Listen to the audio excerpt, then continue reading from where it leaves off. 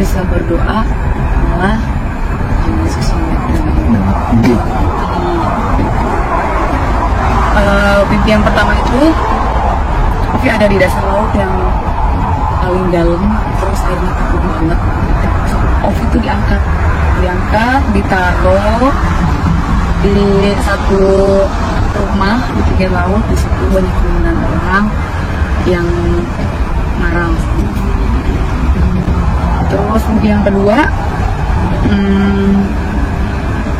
apalagi ya mimpi yang kedua tuh ya? Mimpi yang kedua masih tetap sama kok dengan itu. Masih tetap sama. Hampir sama, tapi yang paling luar biasa, yang paling luar biasa itu di mimpi yang ketiga, di malam yang ketiga. Betul. Itu Ovi sampai netesin air mata. Ovi ngerasain apa ya? Kok gua itu kasarnya tuh gua itu dicinta gitu sama Tuhan Yesus daripada suami sendiri gitu. Sampai mikir gua nggak takut gitu kehilangan suami gitu ya. Ngerasa apa ya, kayaknya sampai nyesek gitu, sampai netesin air mata, sampai Frankie juga waktu itu sampai bangunin Ovi.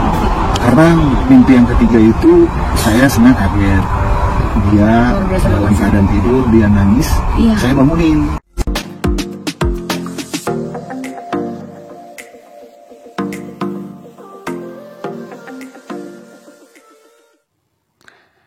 Terima kasih sobatku yang dikasihi Tuhan Yesus untuk selalu setia di dalam menyaksikan kebaikan Tuhan.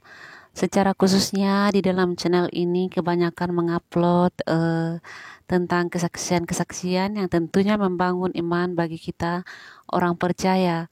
Kembali akan menyapa kita semua suami istri yang akan bersaksi bagaimana mereka mengalami proses dipercayakan Tuhan untuk mengenal Tuhan Yesus sebagai Tuhan yang hidup, Tuhan sebagai juru selamat di dalam hidup orang percaya. Seperti apa kisahnya kita akan saksikan bersama berikut videonya, dan semoga terberkati dan video ini boleh menjadi berkat bagi semua orang, dan selamat menyaksikan videonya. Kesaksian kita kali ini akan menceritakan tentang perjalanan kita berdua sebagai seorang suami istri ya, yang menemukan yang namanya kasih Kristus itu sungguh-sungguhlah luar biasa. Yang awalnya kita akan berbagi cerita sedikit bagaimana sampai seorang Ovi, istri saya, bisa mengenal kasih Kristus. Sedang ada satu hal yang paling istimewa adalah ketika kita kenal di 2018 kenal dekat. Jadi apa ya? Kita menemukan yang namanya jawaban Tuhan itu tidak seperti rancangan manusia. Ya, dari perkenalan kita berdua, akhirnya waktu itu kita semakin dekat, dan kita memutuskan untuk mau hidup bersama dalam ikatan pernikahan. Ya. Jadi waktu itu 2018 kita persiapan nikah. Ya, kita memang secara jujur kita menikahnya dengan Muslim. Saya Nasrani, malah dari istri saya. Ya. Selama perjalanan pernikahan itu saya tidak pernah mengajarkan tentang agama saya, tentang Tuhan Yesus ataupun firman Tuhan. Saya cuma mengimankan dalam hati saya kuasa Tuhan itu pastilah dahsyat dan luar biasa. Sekarang nanti Ovi sendiri yang akan menjelaskan bagaimana dia pernah merasakan kasih Kristus. Ya, jadi Ovi di sini apa ya? Kan sebelumnya itu Ovi cuma berdoa aja sih. Berdoa waktu itu Ovi nggak minta apa-apa, tapi Ovi cuma minta yang kebenaran aja. Seperti itu sih doanya sebelum tidur gitu kan. Tapi setelah berdoa malah Yesus yang mimpi yang pertama itu Ovi ada di dasar laut yang paling dalam, terus airnya takut banget. Ovi itu diangkat, ditaruh di satu rumah di pinggir laut. Di situ banyak kerumunan orang yang marah. Terus mimpi yang kedua, apalagi ya mimpi yang kedua tuh ya? Mimpi yang kedua masih tetap sama kok dengan itu. Masih tetap sama. Sampai sama, tapi yang paling luar biasa Yang paling luar udahannya biasa itu di mimpi yang ketiga, yang di ketiga. malam yang ketiga. Betul. Itu Ovi sampai netesin air mata. Ovi ngerasain apa ya? Kok gue itu kasarnya tuh gue itu dicinta gitu sama Tuhan Yesus daripada suami sendiri gitu. Sampai mikir gue nggak takut gitu kehilangan suami gitu ya. Ngerasa apa ya, kayaknya sampai nyesek gitu, sampai netesin air mata, sampai Frankie juga waktu itu sampai bangunin Ovi. Karena mimpi yang ketiga itu saya sebenarnya kaget. Dia Luar biasa dalam banget. keadaan tidur, dia nangis. Iya. Saya bangunin, saya bilang, Bun, Kenapa? kenapa Bun? Nah, dia bilang, Ayah, Bunda mimpi kita berdua lagi baca Alkitab sambil Ada pada hadapan. pagi ini, iya ada pada pagi. Ada pada partai ini. Terus dia bilang, ada Tuhan Yesus di samping Ayah, pakai baju putih, tersenyum gitu. Itu dahsyat banget, luar biasa. Padahal kan Ovi nggak tahu tuh, kita baca Alkitab dan Ovi aja kan belum tahu apa-apa gitu ya. Tapi di samping, di sebelah kanan suami itu Tuhan Yesus. Itu senyum yang bikin Ovi kayak nyaman, kayaknya itu kayak bener-bener dipeluk gitu sama Tuhan Yesus. Dan mungkin juga sahabat dari yang mendengarkan kesaksian kita ini, saya ingin menambahkan bahwa selama kita menikah, saya itu tidak pernah mengajarkan dia tentang Kristus ataupun firman. Karena saya percaya bahwa Tuhan itu memeluk kita dengan kasih-Nya. Tuhan itu mengubahkan kita dengan kasih-Nya yang luar biasa. Dan saya sudah saksikan sendiri bagaimana Tuhan memulihkan istri saya lewat kasih. Bukan lewat dengan pukulan ataupun tamparan, tapi dengan kasih. Dengan kasih Tuhan merubah semuanya. Dan jujur waktu itu istri saya ngomong seperti itu, sebenarnya sempat keluar dari omongan saya sendiri bahwa saya bilang, udahlah Bun, jangan cari sensasi gitu. Ternyata memang benar-benar terjadi, dan disitulah saya membuatkan tekad untuk ya udah, ayo kita ke gereja ya. Kita ke gereja, dan itu pertama kali istri saya didoakan di gereja. Dan selang beberapa hari dibaptis di GPI. Nah, apakah sesudah kita dekat dengan Pak Yesus bahwa hidup kita itu mudah? Di sini kita pengen berbagi. Poin paling utama juga adalah kita kenal Kristus, kita kenal pribadi Kristus dan kebenaran firman-Nya. Sebenarnya bukan kita mencari kemudahan, kejayaan, ataupun intinya di sini adalah kita mengenal kasih Kristus dan kebenaran firman-Nya untuk kita hidup dalam kasih Kristus itu sendiri. Jujur setelah kita lewati fase itu,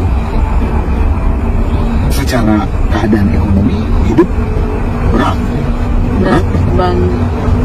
dan semakin kesini justru Tuhan mengajarkan seperti Tuhan pengen kasih gambaran ke kita bahwa kebutuhan itu bukan tolak ukurnya kejayaan dunia ataupun materi, tetapi kebutuhan itu adalah apa? Untuk kita merasakan yang namanya kasih Tuhan. Itu istri saya alami sendiri. Jadi bunda itu dalam arti istri saya itu mengalaminya sendiri, bagaimana kasih Tuhan menyertai gitu. Dan kita yang berbagi dengan saudara sekalian semua bahwa kasih Tuhan itu tidak bisa dibeli dengan apapun juga. Di luar sana banyak orang kita temuin, uangnya banyak, jabatannya tinggi, tetapi dia tidak punya damai sejahtera. Karena apa? Dia tidak bisa membeli kasih Tuhan, kemuliaan Tuhan dengan uang dan jabatan yang dia miliki. Nah, kita bisa merasakan kasih Tuhan dan kemuliaan Tuhan itu cuma dengan satu. Kita hidup taat, kita hidup dalam firman-Nya, dan kita hidup dalam kasih. Dan menurut Bunda sendiri, kasih itu gimana? Kasih Tuhan yang Bunda rasakan secara jujur. Ya, menurut Bunda sih, kasih itu ya kita harus mengasihi. Yang walaupun kita sebenarnya kasarnya itu kayak dijauhin, tapi kita harus mengasihi seperti Tuhan mengasihi kita. Walaupun kita salah, walaupun kita benar-benar berdosa, tapi Tuhan mengasihi kita. Nah, makanya kita juga hidup ya harus Karena kan itu ada dalam ayat firman Tuhan bahwa kasihilah sesama manusia seperti diri sendiri. Dan saya saya juga sama Ovi di sini bersaksi di sini bukan berarti kita itu orang benar, orang sempurna, bukan. Kita hanya ingin berbagi tentang kasih Tuhan. Kita ingin berbagi berkat tentang bagaimana penyertaan Tuhan, kebenaran firman. Dan kita harus imani bahwa Dialah satu-satunya Tuhan dan Juru Selamat yang hidup, ya, yang mengasihi semua orang.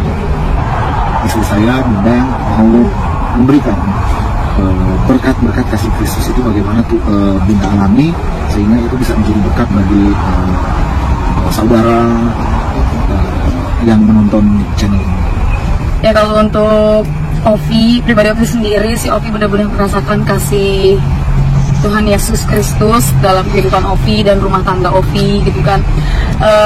Di saat pandemi COVID ini, ya ini berasa banget gitu, maksudnya dari kerjaan, dari semuanya, tapi Ovi di sini nggak khawatir, ya nggak mesti mikir kanan kiri, tetap yakin dan percaya, soalnya Tuhan selalu sama kita, seperti itu.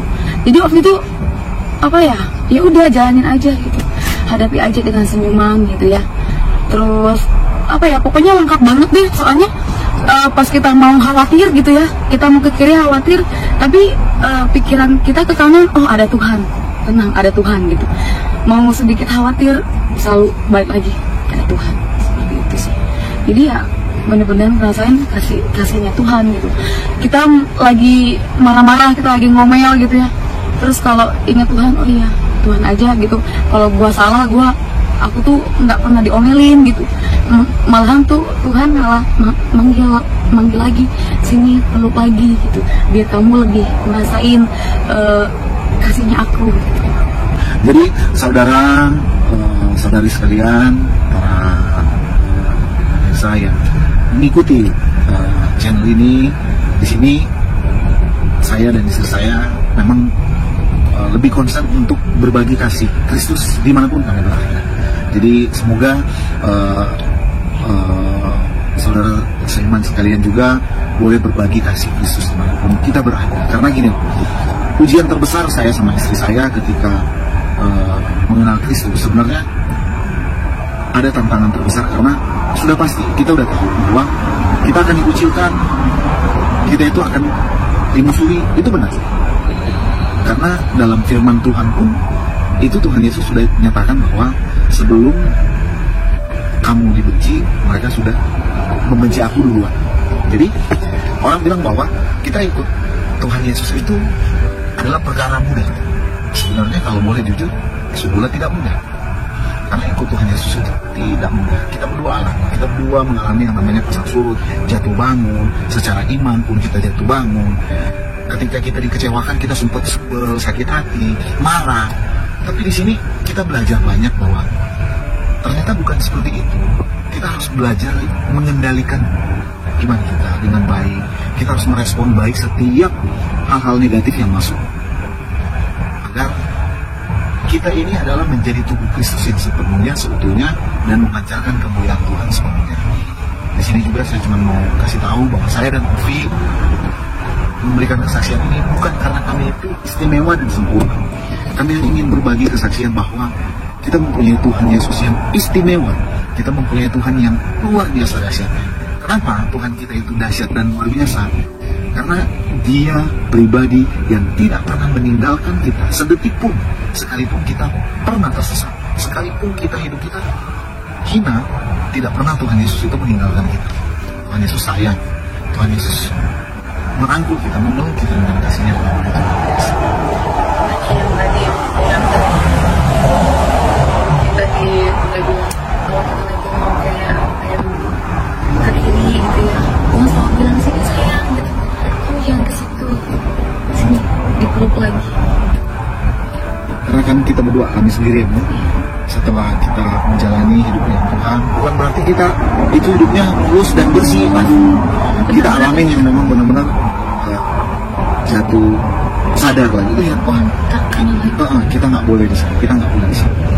Dan satu hal juga kita pengen berbagi bahwa kita mengenal Tuhan Yesus, mengenal kebenaran firman Tuhan bukan untuk menghakimi orang lain yang mungkin hidupnya dalam keadaan yang gelap. Justru kita harus menjadi pancaran sinar kemuliaan Tuhan untuk memancarkan kebenaran firman sehingga semakin banyak orang yang merasakan kasih Tuhan dan dipulihkan. Karena itu kan tugas utama kita, bahwa kita harus berbagi kasih, berbagi kebaikan. Nah, kalau saya mau tanya ke Bunda, bagi Bunda, arti seorang Yesus Kristus itu apa? Tidak bisa dibandingkan dengan apapun. Karena itu, ya Tuhan yang menjadi semua. Satu-satunya. Pokoknya Yesus benar-benar berarti. Dan istimewa. Karena kalau kita berbicara tentang pribadi Yesus Kristus, Nggak bisa di itu dengan apapun ya. kita sebenarnya nggak bisa gambarkan kata-kata. Contoh ya, saya punya masa lalu yang kelam. Saya seorang mantan narkoba, dulu bejat banget hidup saya. Itu pun istri saya punya masa lalu yang tidaklah cerah dan Layak.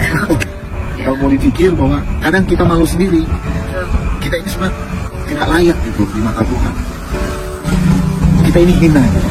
Tetapi kok Tuhan Yesus itu mau gitu loh merangkul kita dengan kasihnya. Jadi kan kalau di sini kita berpikir bahwa semua kita itu mempunyai porsi yang sama di mata Tuhan. Dia mengasihi kita, tidak ada satupun yang beda-beda. Dia mengasihi, menyayangi kita dengan luar biasa. Dari saya, istri saya, saudara semua, maupun bro admin, ya kan? Tuhan Yesus itu mengasihi kita sama rata.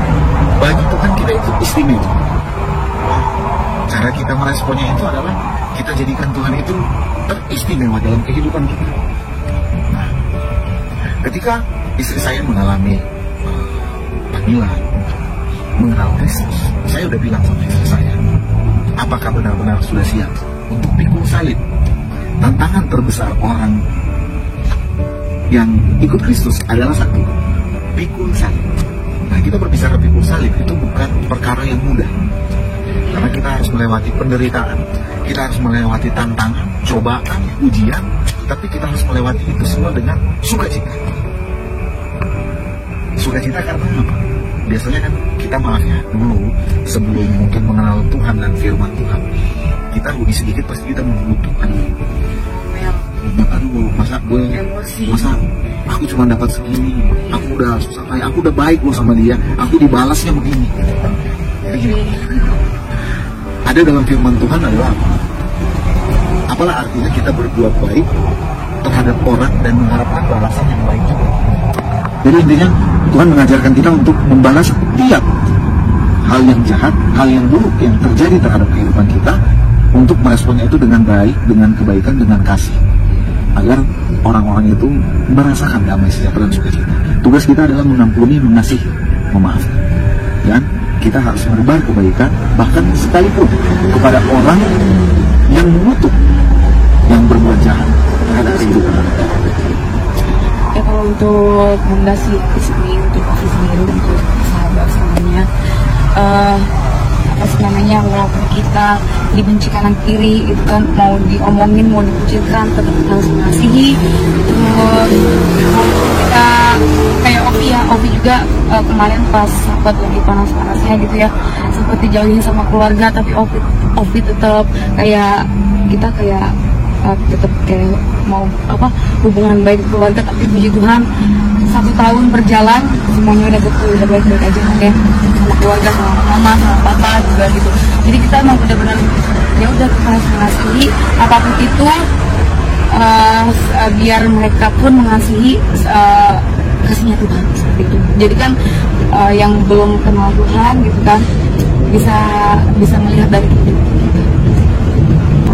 Jadi saudara, sahabat sekalian, hidup untuk bersaksi. Intinya di sini saya ingin berbagi tentang bagaimana kita harus tetap berpegang teguh pada kebenaran firman Tuhan di masa-masa akhir zaman ini. Kita harus terus berbagi kasih, menjangkau setiap pribadi-pribadi yang sangat membutuhkan jamahan kasih Kristus, agar semakin banyak orang dimenangkan, semakin banyak orang dipulihkan. Tugas kita adalah menyampaikan kebenaran, sampaikan kebenaran dengan kasih, dan rangkul semua orang dengan kasih karunia firman Tuhan. Jadi sahabat, saudara hidup untuk bersaksi, jadi aku aku tuh pengen berbagi sedikit bagaimana aku dulu yang sempat menikah, awal menikah aku sempat mengalah dan tiba-tiba aku tuh berbalik ikut Tuhan Yesus lagi. Itu lewat pengalaman dari istri saya sendiri, gimana Ovi yang tanpa pernah saya ajarkan tentang firman atau perkenalkan tentang Tuhan Yesus tiba-tiba boleh dijamah. Sebenarnya ada satu hal yang saya alami sebelum menikah. Ovi tahu karena papa apalagi, aku tuh ngalamin yang namanya pergumulan secara pribadi, tuh nangis terus, berdoa nangis, masuk dalam kamar berdoa. Aku cuma bilang, Tuhan, kalau memang Tuhan tidak berkehendak, batalkan semuanya. Jangan sampai ini berlanjut. Tapi sekali lagi, bukan dibatalkan, Tuhan permudah semuanya. Urusan-urusan ini itu semuanya Tuhan kayak bikin jalan tol aja kan. Sampai di hari H kita mau menikah, itu sampai aku tuh masuk ke dalam kamar, nangis, berdoa, minta sama Tuhan. Tapi sekali lagi, Tuhan juga kasih jalan. Tapi ternyata itulah yang aku bilang bahwa apa yang kita bayangkan, kita hanya manusia, apa yang kita bayangkan itu berbeda dengan apa yang Tuhan rencanakan. Karena saya udah alami sendiri, saya berani berkata demikian karena saya alami sendiri, istri saya alami sendiri. Apa yang kita bayangkan berbeda dengan apa yang Tuhan rencanakan, siapkan untuk kita. Jadi ketika itu saya menikah, mengikuti Ovi, jalanin normal semuanya, saya jalani semuanya normal. Tetapi ada yang namanya pergolakan dalam iman hati saya sendiri. Nah, di situ saya cuma bilang satu hal. Saya udah bilang waktu itu nikah, saya cuma bilang satu. Saya menikah, tapi satu pun saya tidak akan pernah menjelekkan yang namanya apa yang saya imani dulu. Ketika pun kita menikah, kita menjalani kehidupan rumah tangga yang biasa, seperti biasa, dengan normal. Tetapi saya terus bergumul dengan Tuhan, saya terus berdoa dalam hati. Dan tepat 1 bulan, kita menikah tanggal 7 Oktober ya Bu? 7 Oktober. Tepat 1 bulan, tanggal 7 November, itulah peristiwa yang menurut aku peristiwa yang paling dahsyat benar-benar terjadi. Itu aku cuma doa di kamar mandi, selesai mandi aku cuma bilang, Tuhan, aku percaya kuasamu melebihi apapun kehendakmu yang jadi. Tidur, tiba-tiba istri saya bermimpi. Itu yang saya alami. Istri saya bermimpi, mimpi pertama yang dia ceritain tadi, dan mimpi yang kedua masih tetap mimpi yang sama, dia seperti ditolak, dimusuhi. Mimpi yang ketiga, barulah di hari yang ketiga itu dia, baru yang kejadian luar biasa yang Tuhan Yesus ternyata duduk di samping aku, katanya dia. Nah itulah, baru besoknya aku bilang, ayo kita ke gereja. Itu yang saya alami sebenarnya. Kalau orang bertanya, apa sebenarnya yang kamu alami? Yang aku alami adalah peristiwa yang luar biasa. Aku dulu itu udah divonis orang-orang, aku udah dijauhin, aku udah dimusuhin. Sebenarnya sih nggak beda jauh. Ketika pun sekarang Ovi dulu awal-awal dimusuhin, aku juga waktu itu udah dimusuhin, udah ditolak. Nah, ada satu peristiwa sebenarnya ini aku belum pernah sama Ovi kesaksian di mana-mana. Waktu hari kedua ya gitu. Hari kedua mimpi, aku tuh minta tolong sama ada pendoa di Manado. Aku telepon, bilang, Bu, boleh nggak doain? Tapi waktu itu hati itu udah bergejolak banget, udah gundah, udah ibarat kata orang bilang udah resah banget. Aku minta, boleh nggak doain aku sama Ovi, rumah tangga aku apa segala macam. Tiba-tiba saudara terkasih, jawabannya adalah maaf, kita sudah berbeda. Ditolak.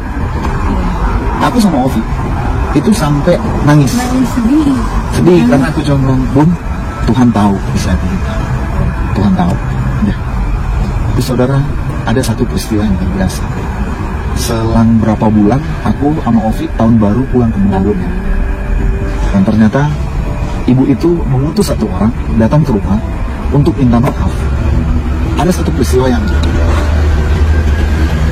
sebenarnya aku pribadi, aku nggak pernah benci itu ibu, nggak sama sekali.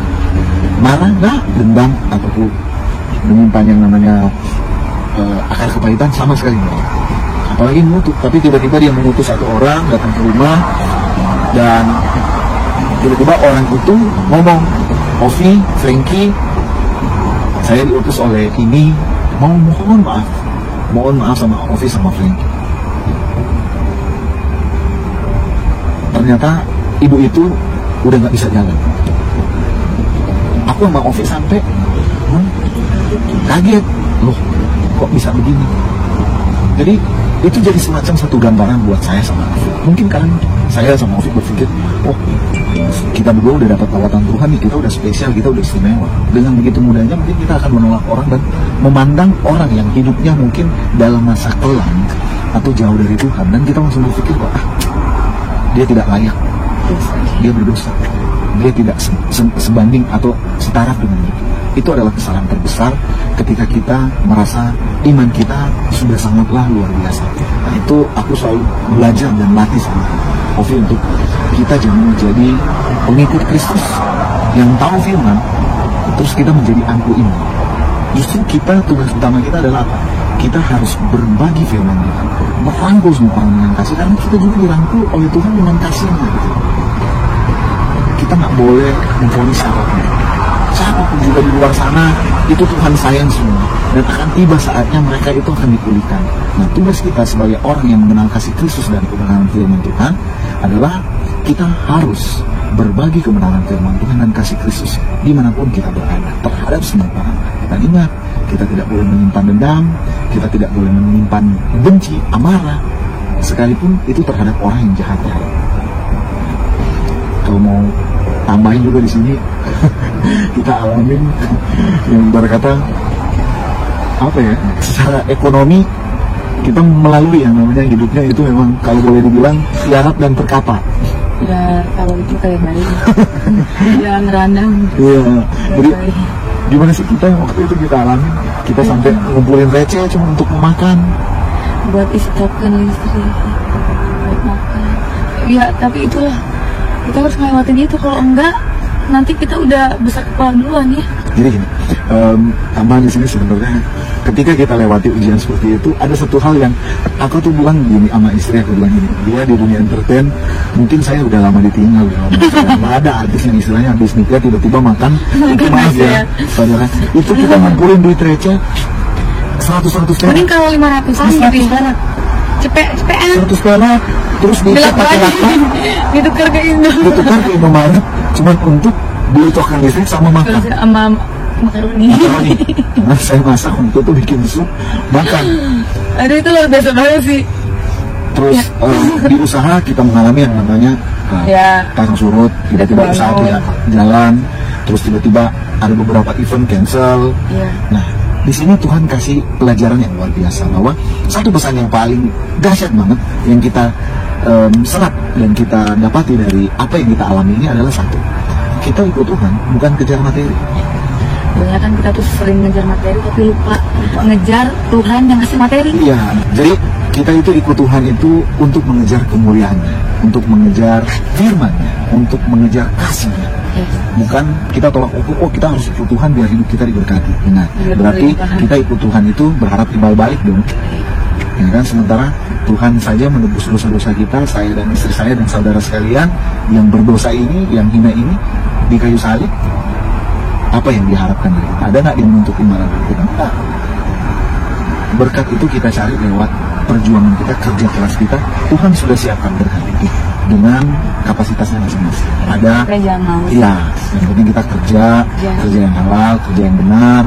Terus kita jangan lupa untuk selalu bersyukur. Tapi satu, yang penting kita tidak menomorsatukan berkat, menomorsatukan kejayaan dan kekuasaan dunia. Kita harus menomorsatukan Tuhan. Karena Tuhan di atas segala-galanya. Harta ini atau apapun juga ketika kita mati itu sudah tidak berarti. Tetapi kita ikut Tuhan, kita akan mendapatkan yang namanya mahkota keindahan, yaitu mahkota keselamatan. Ya kan? Jadi mungkin penonton-penonton di sini ada yang masih muda-muda, ya kan? Masih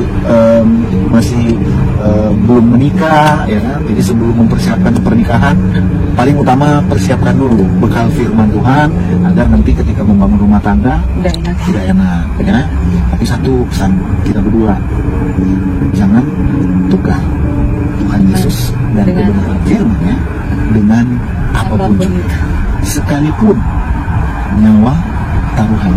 Ya. Jadi intinya Tuhan Yesus adalah Tuhan dan Juru Selamat yang hidup bagi kita semua. Terima kasih sahabat, kita telah menyaksikan bersama seperti apa dan bagaimana kisah suami istri yang telah mengenal Tuhan Yesus. Puji Tuhan bagi kita semua. Semakin banyak orang yang mengenal Tuhan Yesus sebagai jalan yang lurus, jalan yang menyelamatkan bagi kita yang percaya kepada Tuhan Yesus. Jika terberkati, silakan di-share kesaksian-kesaksian yang ada di dalam channel ini. Biarlah semakin banyak orang yang merasakan kasih Tuhan, dihampiri oleh Tuhan Yesus, diselamatkan oleh Tuhan Yesus dan dibawa kembali kepada jalan yang lurus. Terima kasih sobatku sekalian, Tuhan Yesus yang memberkati kita semua, keluarga kita, dan shalom.